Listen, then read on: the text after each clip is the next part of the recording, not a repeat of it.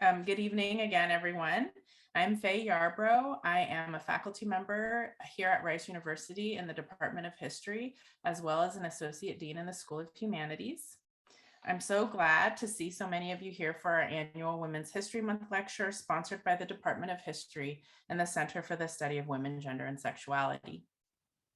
I'm honored to introduce today's speaker. Sarah Ma Gualtieri is a professor in the departments of History and American Studies and Ethnicity. Dr. Gualtieri completed her undergraduate education at McGill University and her graduate education at the University of Chicago, where she focused on race, gender, and migration. In particular, Dr. Gualtieri conducts research in Arabic, French, Spanish, and English. I'm bowing at your feet at your felicity with multiple languages to explore the movement of peoples and ideas from Greater Syria to the Americas. Professor Gualtieri's publications include a number of articles as well as 2 books, Between Arab and White, Race and Ethnicity in the Early Syrian American Diaspora, which in part problematizes the racial category of whiteness, and the recent Arab Routes, Pathways to Syrian California. Dr. Gualtieri has also received a number of national fellowships from the National Endowment for the Humanities, the American Council of Learned Societies, and the Social Science Research Council.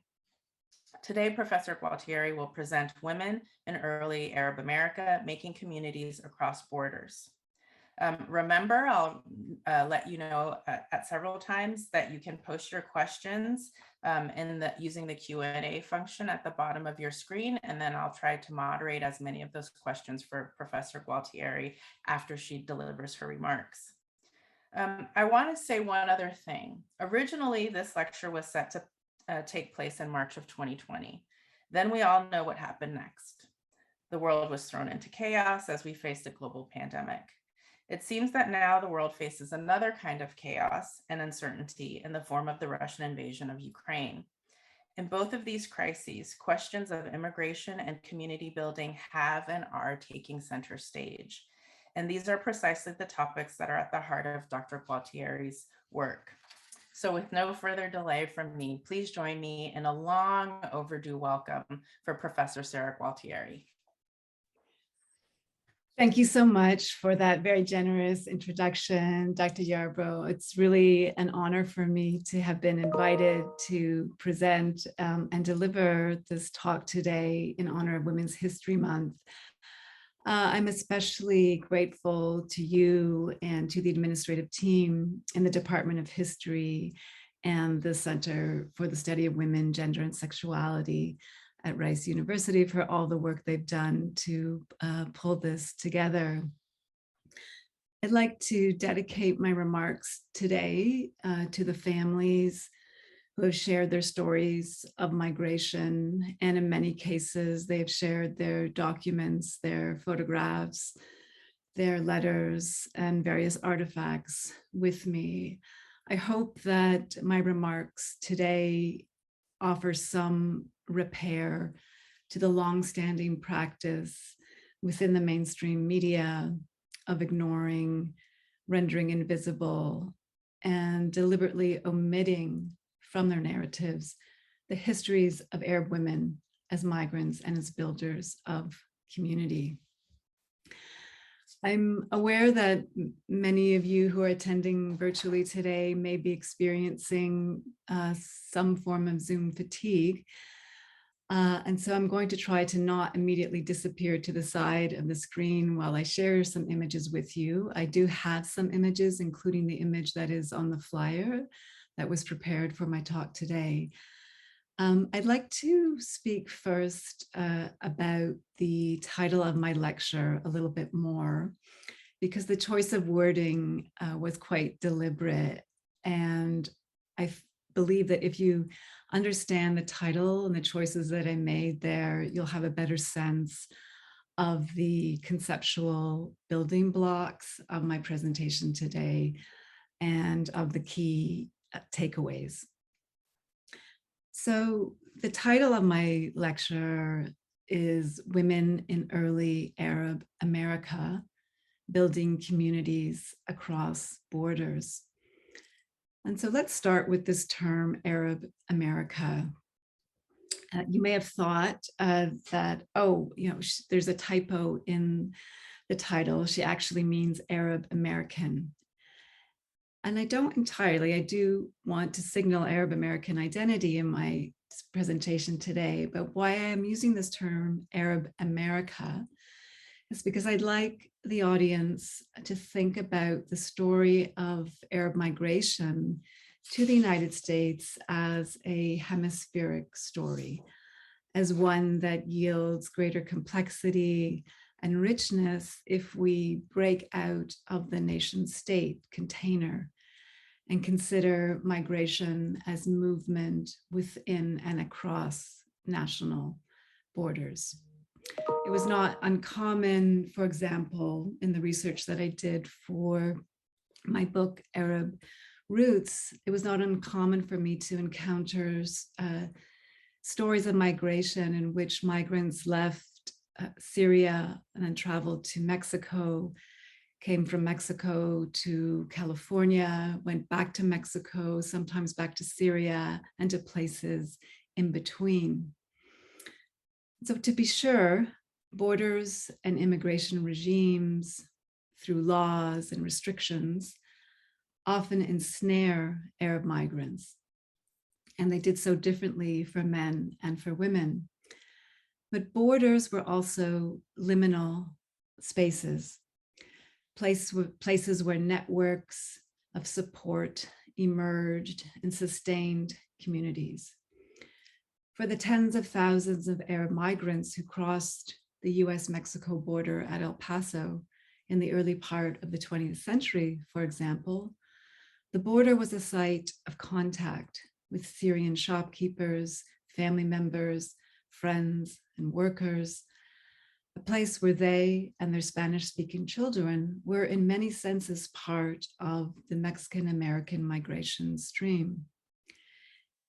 They did not stop being Syrian Mexicans when they crossed the border, but historical accounts have not typically accounted for this multiplicity.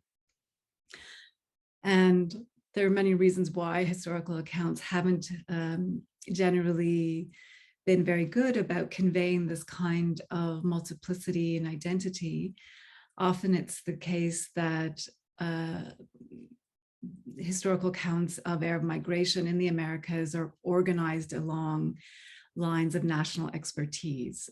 So we'll have the people who, or the historians who do work on the Syrians in Mexico, or the Lebanese in Brazil, or the Palestinians in Chile, or the Syrians in the United States. So there's this way in which expertise has been organized along national lines. And of course, it's important for us to understand the particularities of Arab migrant communities within these locations, but it's also very important, as I try to do today, to understand that there has historically been movement within and across those borders. And so I'm using Arab America to signal an America shaped by Arab migrants and to more closely align with the terms that they themselves used. So America in Arabic, or America, to use to convey connectedness within the continent. I'm also underscoring the fact that while Arabs are often pulled out of ideas of what it means to be American and are subject to what anthropologist Saad Joseph has called the hyphen that never ends, the historical record should pull them back in. For over 150 years, Arab migrants have built community in the Americas, relationally, and in interaction with other ethnic groups. And while there's often a tendency to consider the states of large Arab settlement in the United States, New York, Massachusetts, Michigan, as being the main drivers of Arab American history, the historical record shows variation that points to other sites of entry and other sites of community building. The 1920 census, for example, indicates that Arab migrants, most of them from Greater Syria, lived in every state of the nation. But how did migrants get to places like Lawrence, Massachusetts, Paterson, New Jersey, Long Beach, California, and Jacksonville, Florida? And here I have a question for you. What do you know of your family's journey to where you are now? Or to borrow Caribbean theorist Stuart Hall's formulation, what do you know of your roots? R-O-U-T-E-S. What do you know of your roots, not roots, R-O-O-T-S, to how you have come to be? While you answer that question in your head, I'm going to share my screen and the first image that I'd like to discuss with you.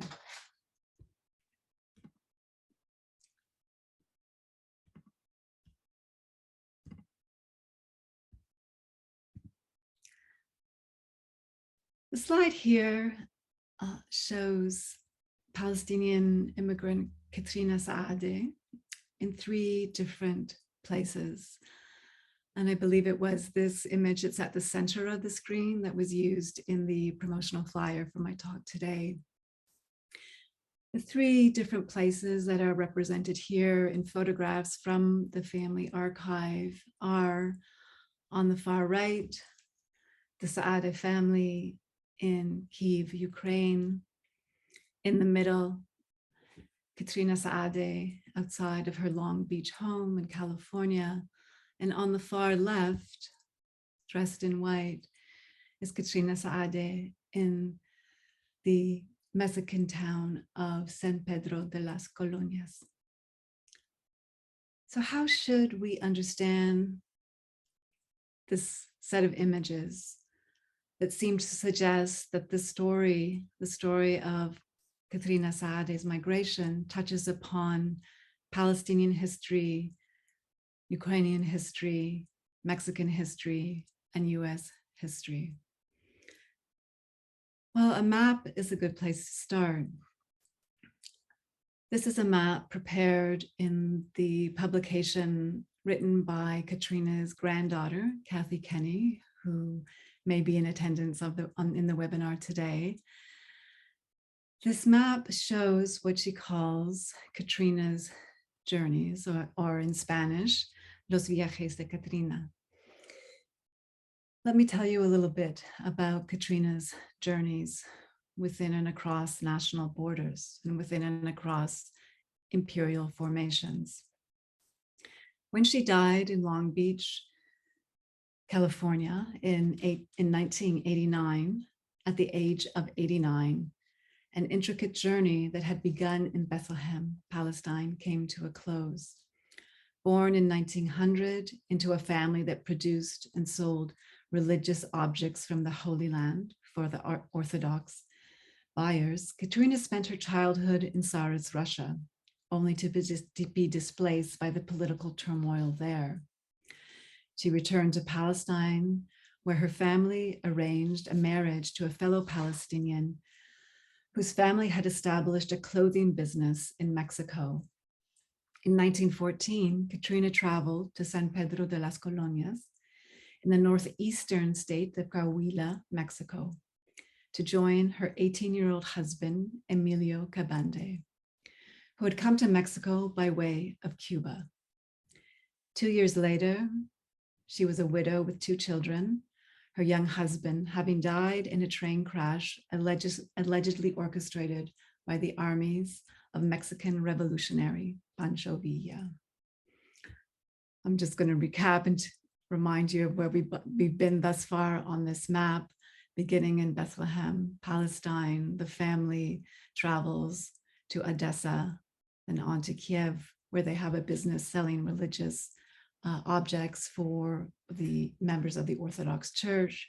They are displaced by political turmoil. In around 1906, they return to Palestine. Then Katrina travels to Mexico, to San Pedro de las Colonias, and marries her husband, and within 2 years is widowed. Relying on family connections, Katrina made her way to Long Beach, California, where she remarried and later worked alongside her second husband in a five and dime store that catered to immigrant workers, primarily from Mexico, Italy, Greece, and the Philippines. By age 37, she was a divorced single mother, providing for her children through several entrepreneurial activities that included making and selling women's and children's apparel. And in addition to her mother tongue of Arabic, Katrina spoke Russian, Spanish, and English. She lived, as her granddaughter Kathy remarked, in 5 worlds that were shaped by major historical shifts of the 20th century: the collapse of the Ottoman Empire, the Russian and Mexican revolutions, the Great Depression, and World War II. Katrina's journeys, her roots to and within America, capture 5 interrelated dimensions of Arab American history that are often overlooked. First, and perhaps most obviously from what I've explained thus far, Arab migration to the United States, to the Americas, was multi-sided. And if we continue to bind or contain migration stories solely within these nation-state boundaries, we miss this multi-sidedness. We continue to enforce, perhaps unwittingly, a telos toward arrival, an overemphasis on the last place a migrant travels to and becomes the subject of historical inquiry. And if you're busy trying to make your way through this very obscure document, I'll unpack it in a minute.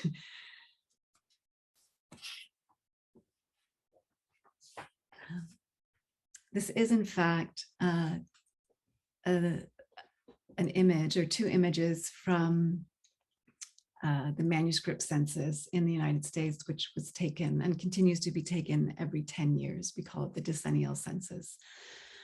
On the right is an image of the manuscript census from El Paso, and at the very bottom is the enumeration of a family, the head of which is a woman named Mani or Manuela Jabali. She is originally from Syria and heads a household consisting of Arabic-speaking children. But if you look more closely, and this is particularly true of the manuscript census on the left, which is now in New York, we can see more closely that her children are born in Honduras. And this is not a very good image, but I tried to blow it up a little bit so you could see under place of birth that her children are born, many are born in Honduras.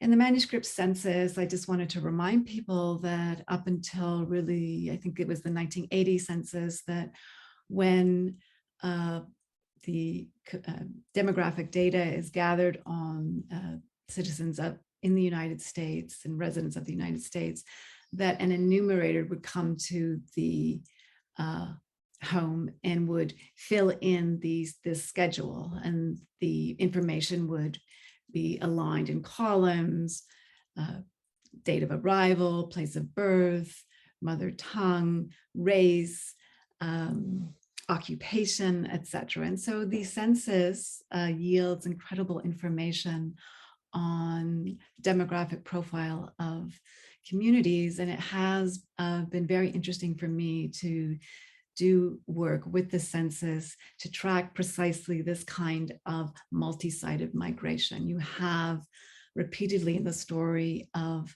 early Arab migration to the United States, this what we call step migration in immigration discourse, families that come to the United States having first lived for often extensive periods of time in Latin America.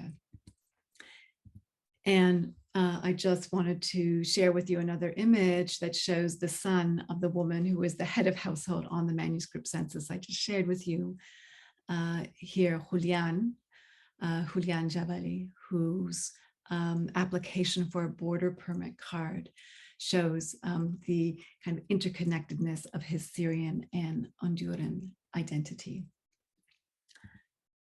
The second layer, or the second aspect of Arab American history that I'm attempting to underscore in my remarks today, is that Mexico was more than a backdoor for Arab migrants to the United States. This is a common trope in particularly early histories of Arab migration to the United States. This trope in which even a recognition of entry from Mexico to the United States is narrated as really just almost an accident. So migrants were trying to get to the United States. They may have been turned away at Ellis Island, so they created a different path of entry for themselves, spending a bit of time in Mexico before they rushed up to the border to come to the United States. Well, Mexico was not just a backdoor for many, many Arab American families. Arabs who came to Texas, to California, to Arizona, to a space that they sometimes call the Syrian Pacific, had often lived for years in Mexico. Their time there shaped crucial chapters in the development of transnational families and of diasporic identity. Chapters that allow us to understand the ease with which Katrina Saade slipped into Spanish when her relatives from Mexico visited her in her Long Beach home. And I'm sharing here an image of obviously a wedding. This is courtesy of the Temouche family. And they're very thankful some of the members of the family might be in the attendance today as well. This is a slide that shows the marriage in the center here of a Mexican-American man who worked with the father of Vera Temouche, who I interviewed for the book Arab Roots. They worked together in a furniture store in East LA. And Mansour Nahra was the best man of Isidora Organista, whose marriage to Adela Rico is commemorated here in this resplendent photograph.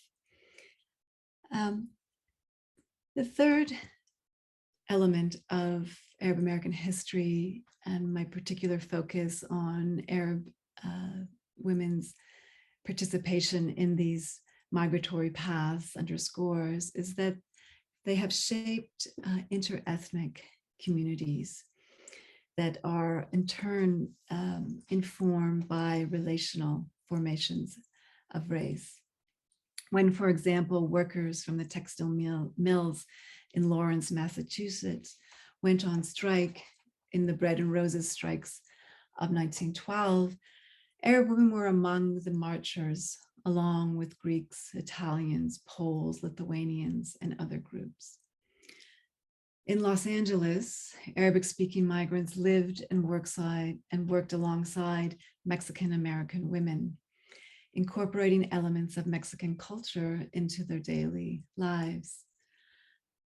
When Shafika Haddad, who is pictured in the center here, I'll tell you a little bit more about this image in a minute. I'm going to share a story about how she commemorated the return of her son from the Second World War.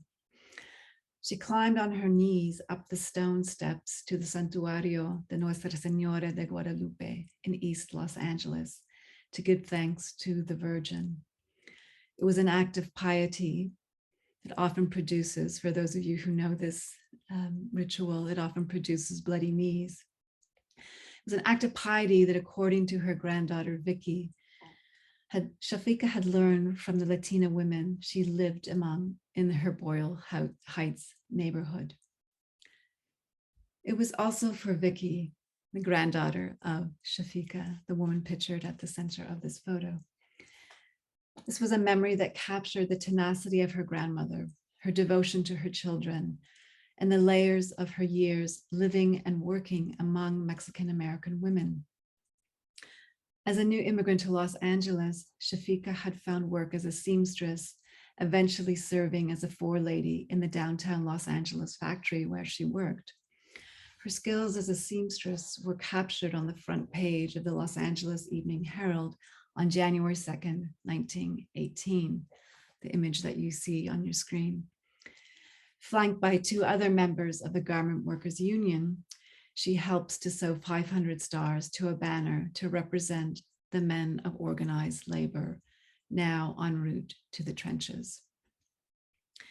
When I asked Vicky why she was the most active in her family around Arab American issues, she replied that she was the oldest of her siblings and had had the most contact with the immigrant generation. As she put it, I was more a part of my grandparents' lives when their ethnicity was more a part of their lives. Vicky connected to her family's history in multiple ways, including the collecting, preserving, and disseminating of objects that captured the stories of her parents and grandparents. In January of 2016, Vicky traveled to New York to attend the opening of an Ellis Island exhibit on Syrian immigrants, where her grandmother's embroidery was exhibited. Interviewed about the exhibit and Shafiqa's handiwork in it, Vicky remarked, she, that is Shafiqa, rolled that up and brought it because she thought she wanted to be able to prove that she had skills. This, that is her embroidery, this to her was like showing a diploma.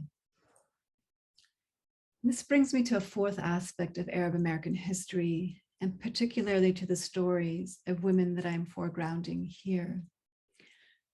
Accessing these stories requires methodological innovation and a willingness to prioritize oral history interviews, unofficial archives, uncatalogued material, and even scraps. Why am I able to tell you something about Katrina Saadeh or Shafiqa Halal? Because their granddaughters have shared material with me. In the case of Kathy Saadi Kenny, for example, she found a box of letters in her mother's closet. Unable to read them because so many of them were in Arabic, she embarked on a journey to learn what the letters could reveal. The letters were contained in a C's candy box. And I'd really encourage all of you to read a really lovely recollection that Kathy Kenny has written of her grandmother and this moment in time where she was going through her own mother's things after her mother had died, and she found her grandmother's letters in the closet, and many of them were, as I've already mentioned, in Arabic. And because Kathy didn't read Arabic, she embarked on this journey to have them translated. And she has written up her memories and also the life of her grandmother in a really lovely self-published book called Katrina in 5 Worlds. And I love this image, again, from Kathy's collection, because it shows obviously the C's candy box, which is well worn. You can see that it's been handled, it's been opened many times, the letters have been placed in it. The one that is showing is from the store of a family member in Mexico, the owners of a store called La Victoria, and it is addressed to Katrina here, going by her, the last name of her second husband, Farhat, when she was residing in San Francisco, California. So I could not give a talk for Women's History Month without saying a little bit more about methodological innovations related to the craft of oral history interviews. And I'd like to just remind audience members that while we often associate the archive with repositories where material is held and cataloged, oral history interviews, one of the key methods I've used for my book, Arab Roots, is a place where archival transactions occur. And what do I mean by archival transactions? In nearly all the interviews that I conducted, I was shown material from family papers given videos and photographs. I copied things, I returned things, and I received things anew. There is a space in time, in other words, in which the archive is mobile. It exists between a place where it is not yet cataloged and rendered classifiable. It exists as a set of entrusted transactions between the writer and researcher and the interviewees. While sitting at the dining room table with Vera Tamouche, for example, whose mother I spoke about earlier, the seamstress who crawled on her knees up to the santuario to commemorate her son returning from the war. When sitting with her in her home to begin an oral history interview, I noticed a weathered copy of a phone book called The Pacific Syrian American Guide, published in 1936. I asked her to show me the guide, and she did. And a close exploration of this guide allowed me to develop a richer demographic profile of the Syrian community in Southern California, including places of residence, occupation, and it also encouraged me to consider a different imaginary, to encourage me to think about what exactly Arab migrants meant when they called themselves members of the Syrian Pacific. It bears reiterating that rather than just augment the archive, oral history helps produce it.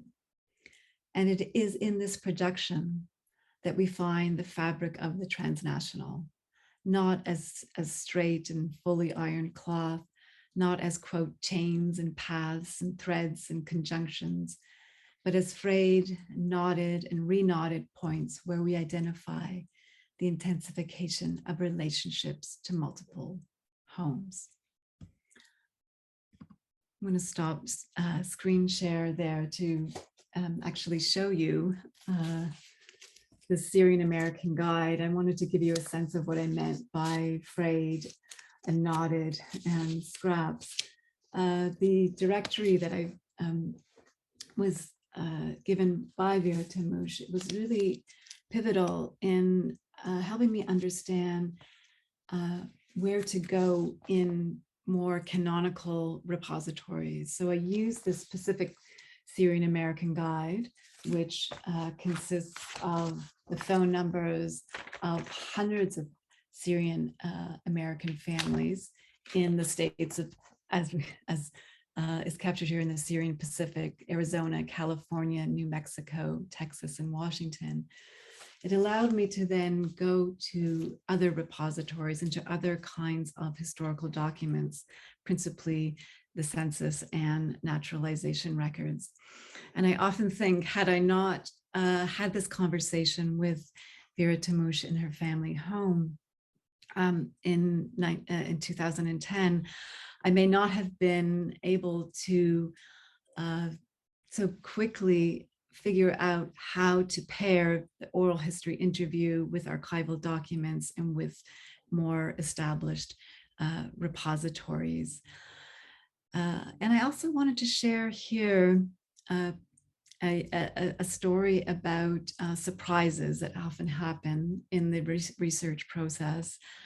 And just to be a little bit more transparent, because I think it's often the case that when scholars appear on the screen and they are presenting this work, we consider them to be experts in the field, and that of course is true, but I think that it's important to recognize that there are moments, particularly in the early stages of research, where things begin to turn because of surprises that we encounter in our research. And the surprise that I encountered very early on came in a conversation with Vera Tamouche when she was describing for me her family home in Boyle Heights, Los Angeles, which in the early part of the 20th century was a multi-ethnic neighborhood. It is primarily Latino today.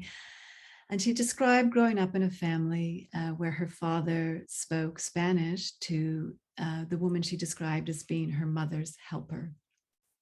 And I was writing notes, and I was recording this conversation, and I sort of paused there and I said, "Oh, that's very interesting. Your father spoke Spanish." And she said to me, "Oh yes, he was Mexican." And she said it in with a bit of a humorous tone. But as I began to think about this comment more and continued to be in conversation with her and her granddaughter, I realized that she was signaling to me the Mexican layer, the Mexican component of this Arab man's identity. And that became a really crucial conversation for me because it underscored how I would need to attend to this multiplicity in identity in the multiple homes that Arab immigrants to Southern California lived in and shaped in their journeys to becoming American.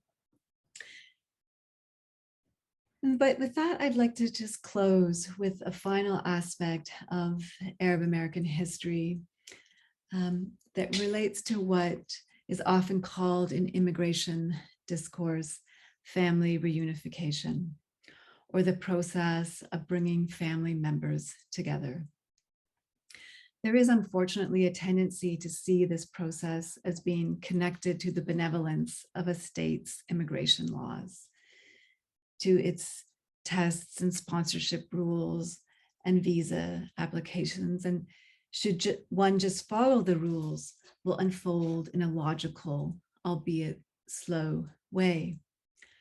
But this perception of there being logic to the rules around family unification obfuscates the reality of separation, of the months that drag into years, that drag into a painful assemblage of missed moments of togetherness.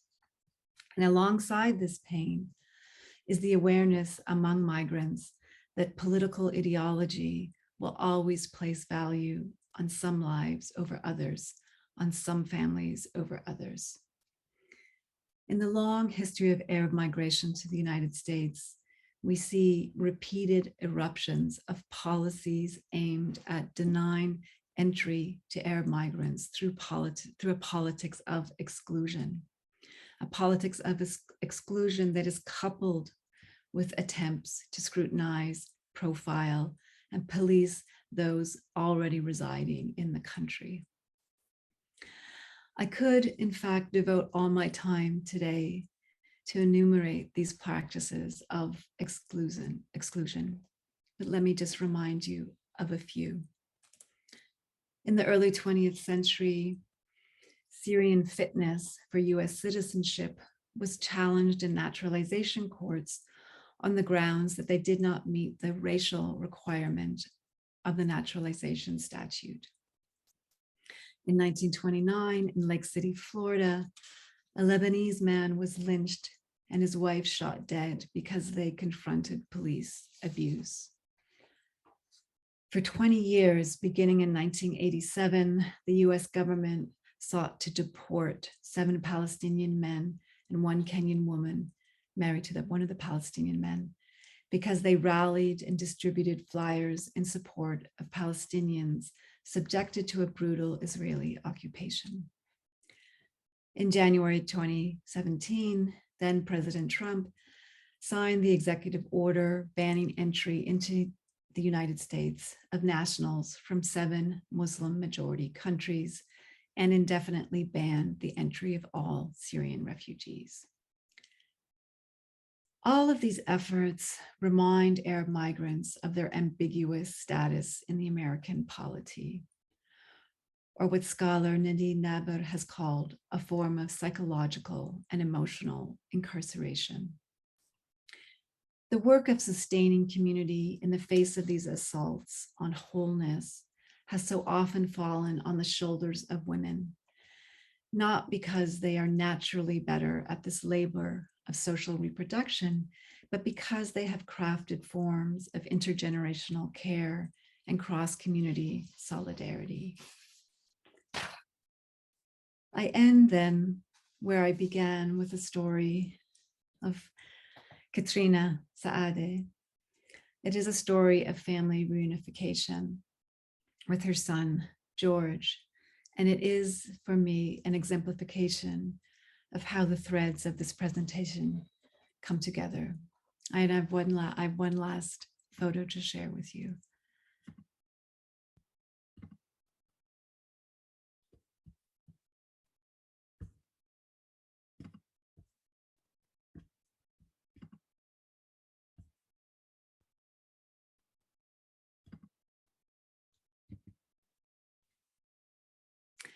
I've spoken quite a bit today about this woman at the center of this photo, Katrina Saadeh Farhad.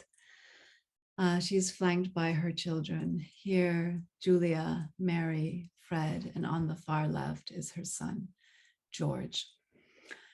I'd like to just read a final segment from my book to tell the story of her reunification with her son, George.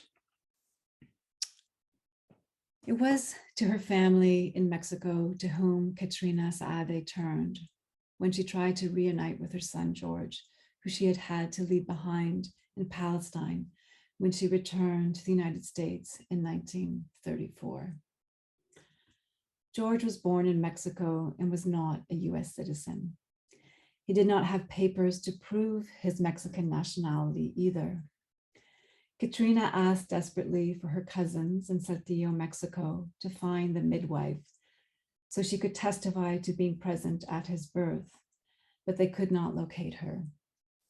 George remained in Ramallah, Palestine, and eventually enlisted in the British Army during World War II. He was captured in Greece and taken prisoner of war by German soldiers.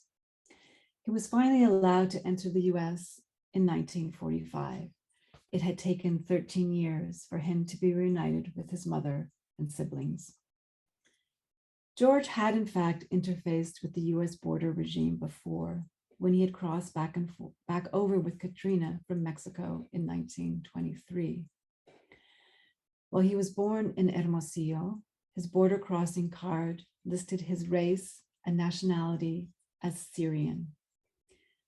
When George declared his intention to become a US citizen in 1948, having sailed from Haifa, Palestine, his color was listed as white, his race as white, and his nationality as Mexican. He petitioned for and was granted US citizenship in 1953. The citizenship form did not have a designation for race, but his color was listed now as dark. Like his mother, his trajectory to Long Beach was multi-stranded. His designation as a Syrian, a Palestinian, Mexican, and American, imprecise, but not incommensurate. The stories of Syrians at the heart of this book demonstrate the ability of migrants to adapt, to learn new languages, and to use their skills to craft complex lives of work and leisure. These stories also document how those who have moved across borders to build and connect with community will fight for those ensnared by them. I'll close and take questions should you have them. Thank you, Dr. Gualtieri. That was wonderful.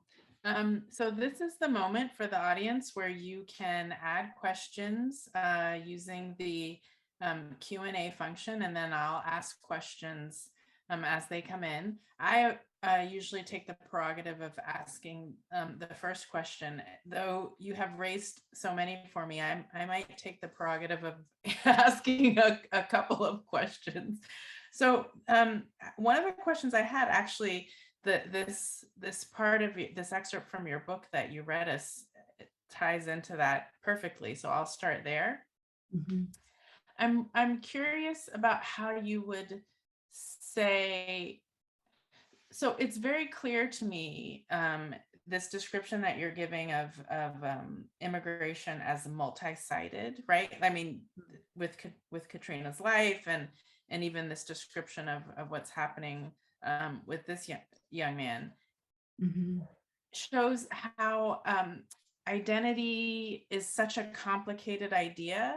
And this is a very big question I'm going to ask you, but how are there ways that you would suggest maybe we should start thinking about identity? So obviously outside of the nation state narrative, but it's really, I'm just struck by this tremendous amount of movement, and then how other people are perceiving people's identity versus how they might be describing themselves, or how your children might describe you, right? I mean, the comment, oh, well, my dad was Mexican, right? I mean, it's interesting. And so I'm just curious if you have any suggestion or guidance about how we might think about identity in a different kind of way that recognizes this complexity, and that there are lots of factors at play in terms of how people are thinking of themselves and how they're being seen by others as well.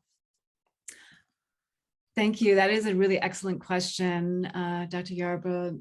And, there is this tension, particularly in Arab American studies, between wanting to assert that there is a long history of Arab identity in the United States and more broadly in the Americas. And that assertion also has to do with the kinds of invisibilizing practices that have occurred in, say, ethnic studies curriculum, or that have just really produced a kind of American imaginary where Arabs are often thought to be here in the United States only because of crises, for example. And there's really not a very precise ability to understand the deep histories of, as I've mentioned today,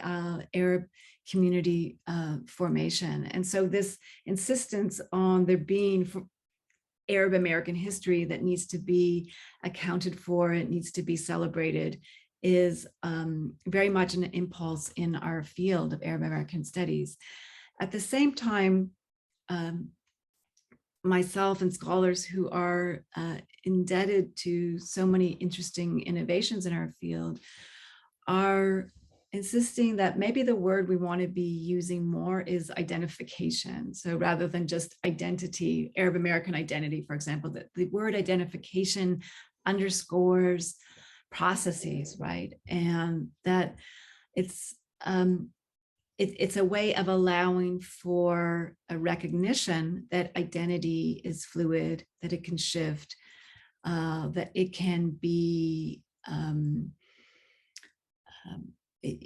that identity can emerge often in conversation and in alliance with other groups.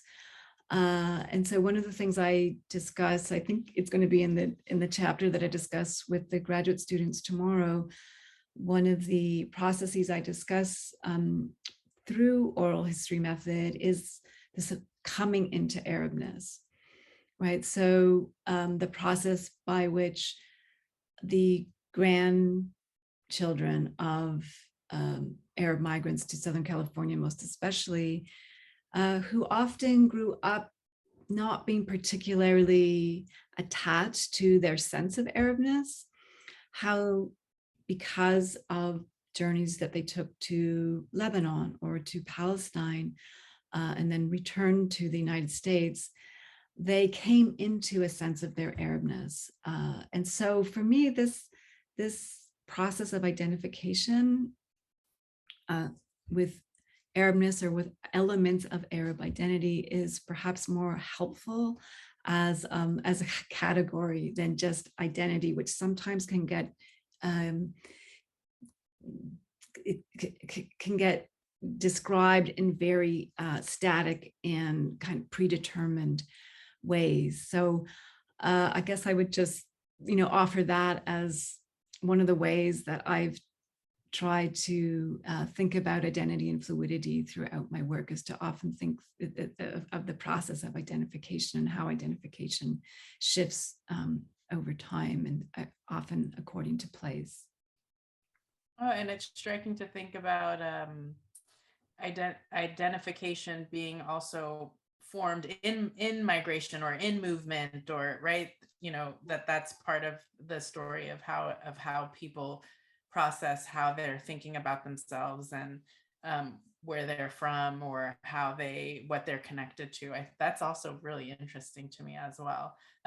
So I'll wait to ask a different question, because I know that Kathy Kenny is in the audience, and she sent in a question. And the question that Kathy Kenny asks is, what inspired you to pursue this area of research? This is great. This is great to get a question from Kathy.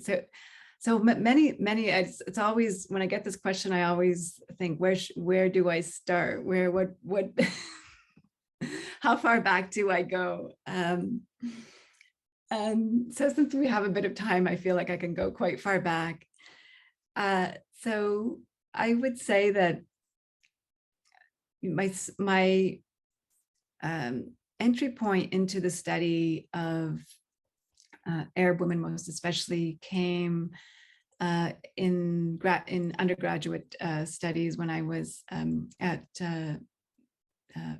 McGill University, and I was taking Arabic, and I would often go down to the library, which was in the Institute of Islamic Studies, and I would try to read Arabic newspapers. And this was 1987.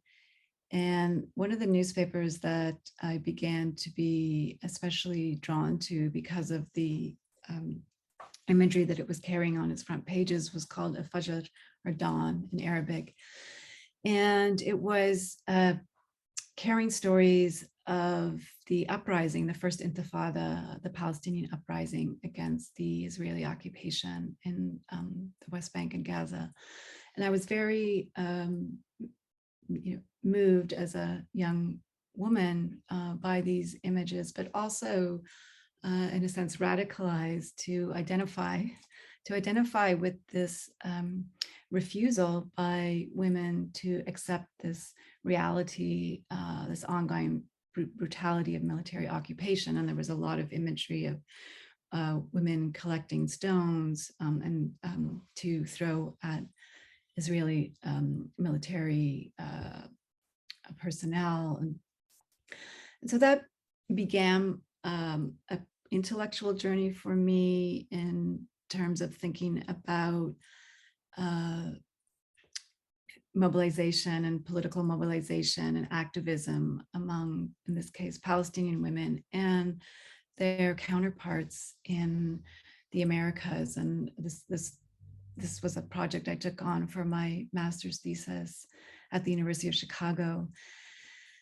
And it was in Damascus, Syria, that I began to think about the study of migration more particularly. And it was a very interesting time to be living in Damascus. This is now the early 90s.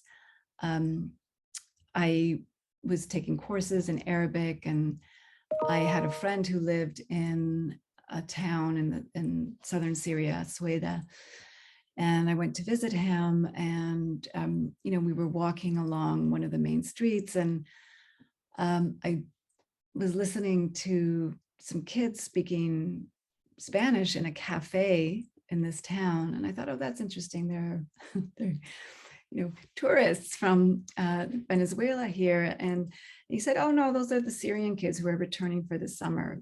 And so I may have gone too quickly to kind of explain this, but that for me was a very interesting moment because it underscored these transnational connections between Syria and its diaspora populations. And in this particular case, what I was seeing was Syrian teenagers who lived in Venezuela, who were Venezuelan, but who were coming back to spend their summers at family homes in Syria. And this is quite common occurrence, not only in Syria, well, less so now because of the war, but it's also a common occurrence in Lebanon. And so these experiences that I had, and these kind of on the ground interactions helped me think about developing this project that became my dissertation on the modern history of Syria, but told through the lens of its diaspora and diaspora populations. I'm really sorry that I didn't close my my Outlook. It's making that noise. So I said I could keep going, but just the story that I just share in closing with Kathy is perhaps on why California. So my book Arab Roots or Arab Routes is really about the Syrian and Lebanese early history in Southern California, and there's a lot of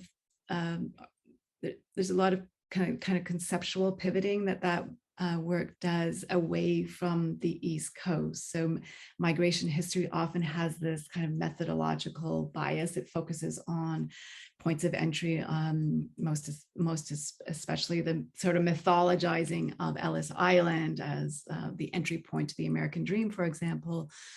I wanted to shift away from that to Southern California and to the points of entry and contact with the borderlands, and that is why the subtitle of the book is Pathways to Syrian California. Thank you. Another question from Laura Wildenthal, a colleague here in the history department at Rice University. She's interested in learning more about your relationships with the children and grandchildren who are sharing their sources with you. To what extent are they co-authors in a way, which is a nice follow-up given, you've built a relationship with Kathy Kenny. Mm-hmm. Yeah, I really appreciate that question. So, collaboration is really understood to be one of the best practices in oral history method, that there should be obviously an attention to orality and also to collaboration and ultimately to access. So a lot of scholars who are engaged in oral, use the oral history method have predefined in particular ways of making their material accessible to other scholars. And so I'm in conversation and will be in conversation with the people I've worked with. I sometimes don't use that word collaborate the same. I think collaboration is a really nice word. Collaborate sometimes trips me up, but I think collaboration is a very good word.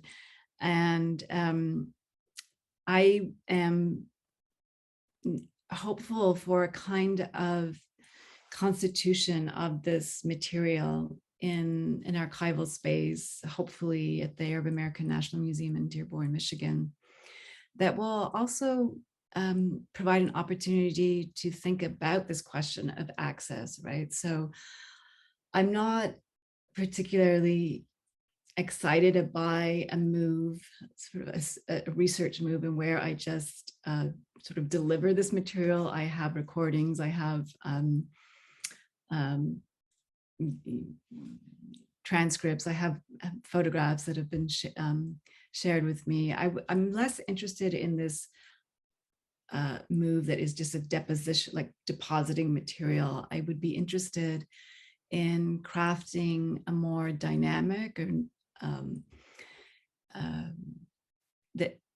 a more dynamic process that continues to involve my interlocutors, right? So I'm imagining, in a sense, something that might resemble more of a staged reading of some of this material that could be collaborative, that could be interactive, which would involve audience participation as well. So I don't know if that answers all of the questions, but I think collaboration is a mode that should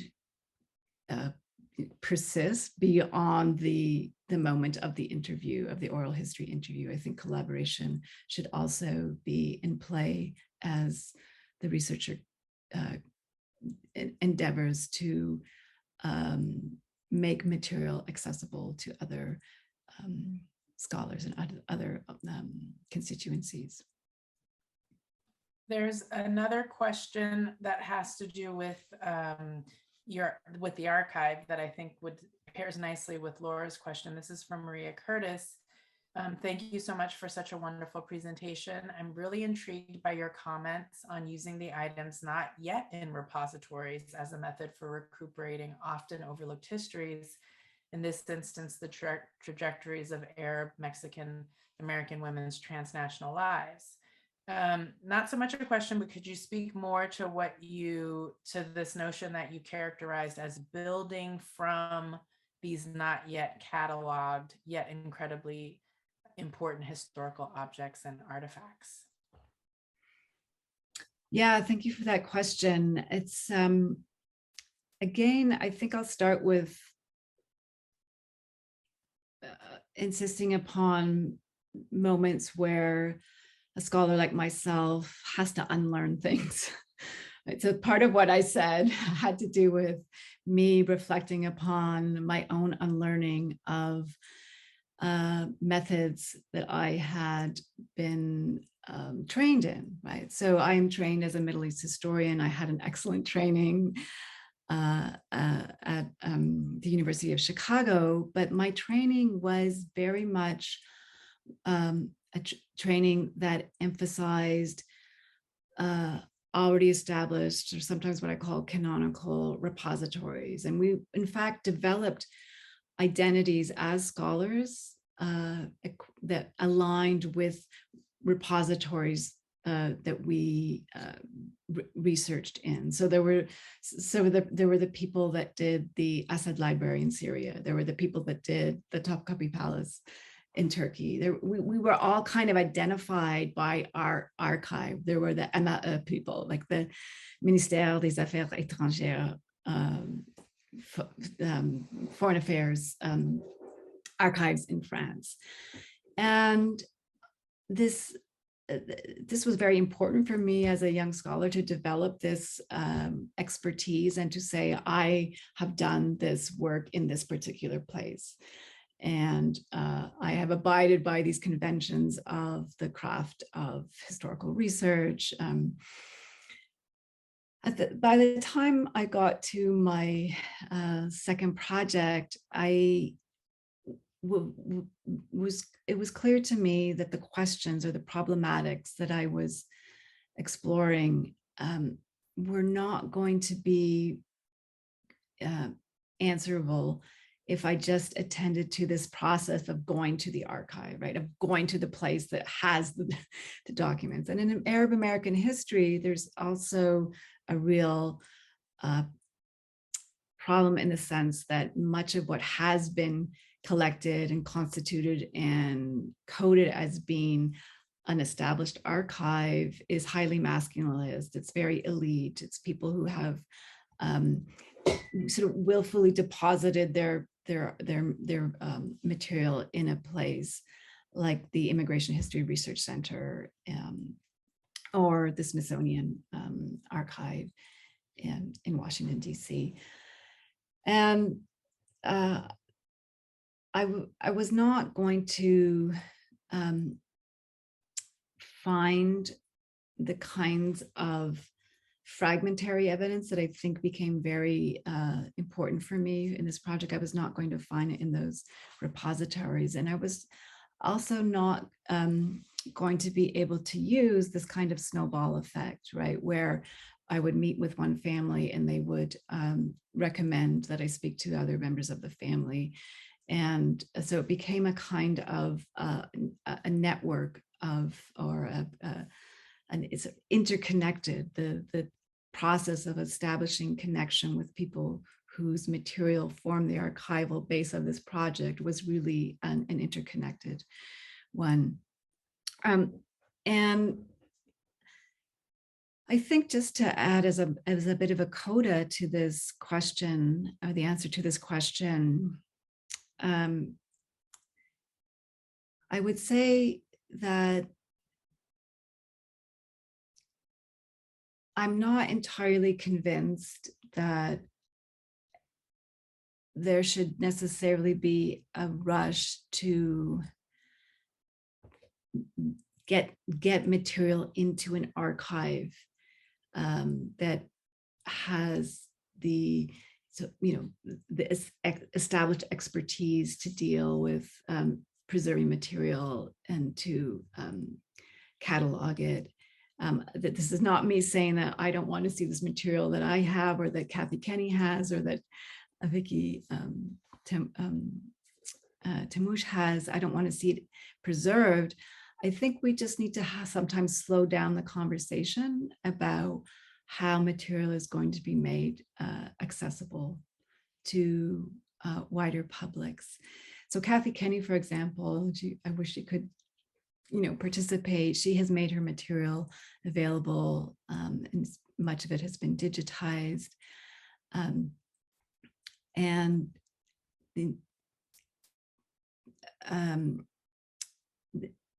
that is an incredibly important piece of the story of preservation, right? To get material that could otherwise deteriorate, to get it into a form that in which it is preserved.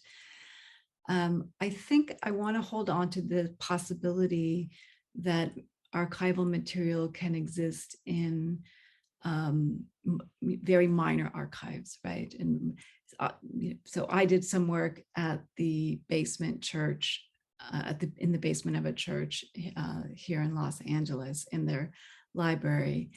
And I was, in fact, according to the librarian, the first person to do research there. And you might say, well, that material, it should be somewhere else, right? It should be somewhere where it can be digitized and cataloged. And I'm not entirely sure that we should be insisting upon this mode of amassing material to deposit it in highly established archives. But I'd like us to think as historians more productively about the possibility of minor archives, or places that are insistent on more collaboration. Thank you. I have a question that turns away from thinking about your methods and archives. Hadia Malawi asks, what was the draw of Mexico for Syrians in early immigration? Yeah, so the draw of Mexico, depending on the time period, there's often a misperception in immigration, or the way we talk about immigration, that it's the most impoverished who leave who leave communities of origin because they are seeking opportunities elsewhere. And that's often a fallacy, because in the case of early Arab migration to the Americas, what we see in the historical record is that there's often a process before departure of gathering monies to be able to afford the passage. And what drew Arab migrants to Mexico was economic opportunities, often in the form of working as peddlers, working as small-scale merchants in communities like Puebla, for example, Monterrey. You have the draw of a particular niche, right? A niche, an economic niche that presents itself as being partially available for Arab migrants. And so they begin to get incorporated into an economic niche, one of them being peddling, and then small scale groceries, most especially. And then I often cite, the scholar Elie Safa, who has written that immigration solicits immigration, so that once you have migrations in families started, the migration of one member often produces the phenomenon of another person within the family migrating as well, to join in what becomes a broader attempt at the uplifting economically an extended family. So there was this economic niche available. There was then the cross-border, the cross-border mobility and sort of the borderland economies that emerged, particularly in the early part of the 20th century, that Syrians, particularly those who had facility with the Spanish language, were able to move within and across. And so I don't know if you noticed on that card I showed of Julian Jabali, the occupation is listed as a merchant. And so I think about him as this merchant moving in this within this borderland space. I think we can try to sneak in one more. So one, I will say that Kathy Kenny has shared the information that she's given the digital material to the Planet Bethlehem archives at University of Sussex in the UK, and that it's cataloged and available to both scholars and the public. The original letters are with the Institute for Palestine Studies in Jerusalem, and that she still has many photos and documents that are looking for a home. So I want to share that information that Kathy Kenny gave. And then the last thing I'll ask is from Judith Berlowitz, who asked specifically if you're familiar with a book from Masoud Hayyoun called When We Were Arabs, and if you can connect this book to your work, specifically the negation of identification in that work. I don't know if that's too specific a question. Yeah, so I will obviously agree with the Judith Berlowitz, I see it in the chat here, Judith Berlowitz comment about Boyle Heights being a multi-ethnic neighborhood,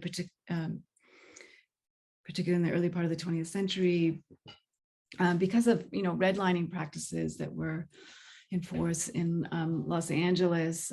Boyle Heights developed as a neighborhood that was multi-ethnic, with Japanese immigrants, Jewish immigrants, many from Eastern Europe, Syrian immigrants from Lebanon, and I forgot to do this